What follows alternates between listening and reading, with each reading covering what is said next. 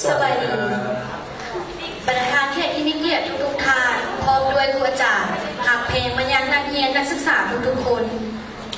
ซึ่งว่าในมื้อนี้ผู้ข้าพเจ้าทั้งสองผู้ซึ่งเป็นเกียรติที่ได้ทำหน้าที่ดำเนินการแสดงจากคณะฮับพิซซ่พิธีสรุปฝึกประสบการณ์จากนักศึกษาไทยวิทยาลัยนาฏศิลป์ฮอยเอ็นข้าพเจ้านางวลีจุลมณีพร้อมด้วยกระผมนายณัฐวัฒน์ทองบุญครับลำดับต่อไปนะครับขอเชิญแขกผู้มีเกียรติทุกท่านรับชมการแสดงของนักศึกษาฝึกประสบการณ์วิชาชีพจากวิทยาลัยนาฏศิลป์ร้อยเอ็ดและนักศึกษาจากวิทยาลัยศิลปศึกษาซึ่งในชุดแรกจะมาในชุดการแสดงเพลงสองฝั่งโขงนะครับซึ่งเพลงนี้ครีเอทดนตรีและท่ารำใหม่โดยนักศึกษาจากวิทยาลัยนาฏศิลป์ร้อยเอ็ดและนักศึกษาจากวิทยาลัยศิลปศึกษาร่วมกันจะเป็นเช่นไรนั้นขอเชิญทุกท่านรับชมรับฟังได้แล้วณบัดนี้ขอเสียงปรบมือครับ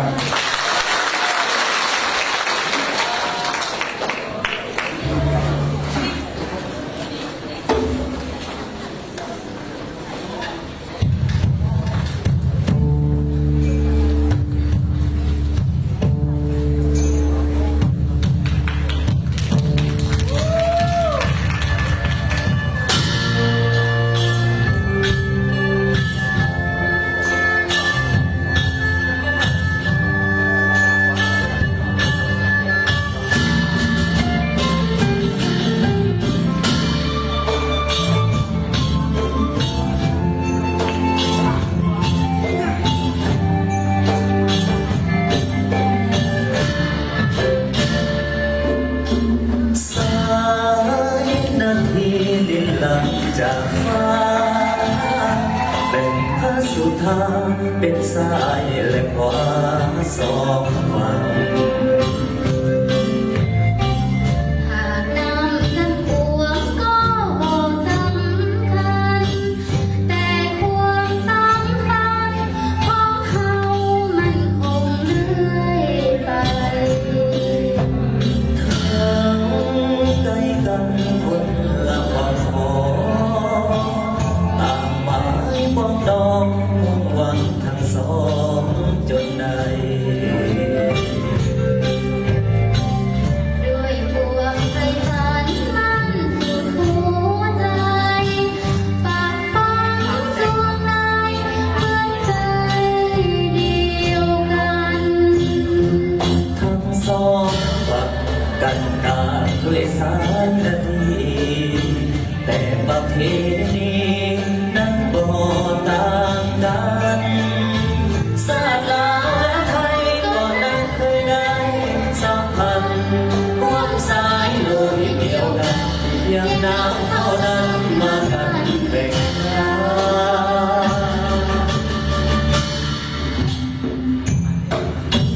ขอ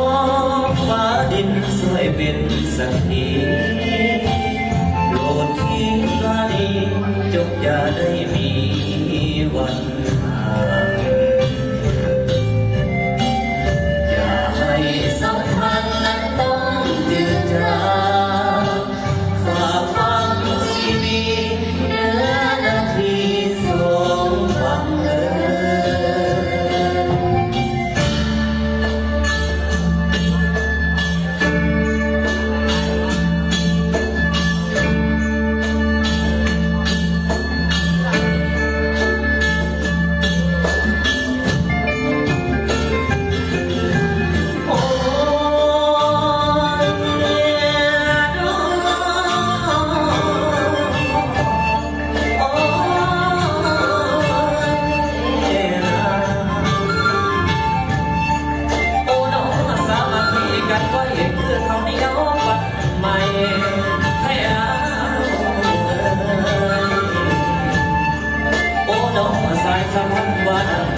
ยังมีเมื่อเสื่อมหายเสื่อมหา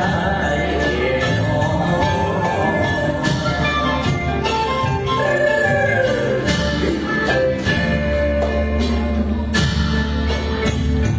สามนาทีแต่ประเพณีนั้นบ่ต่างกันศาสตร์ลาวและไทยก่อนนั้นเคยได้สัมพันธ์ร่วมสายโลหิตเดียวกัน าวนั้นมาพันแบ่งงานขอฟ้าดินสวยเป็นสักทีโปรดคิดลานีจงอย่าได้มีวันห่างอย่าให้สัมพันธ์นั้นต้องจืดจางฝ่าฟังชีวิตเนื้อนาทีสองฝั่งเอ่ย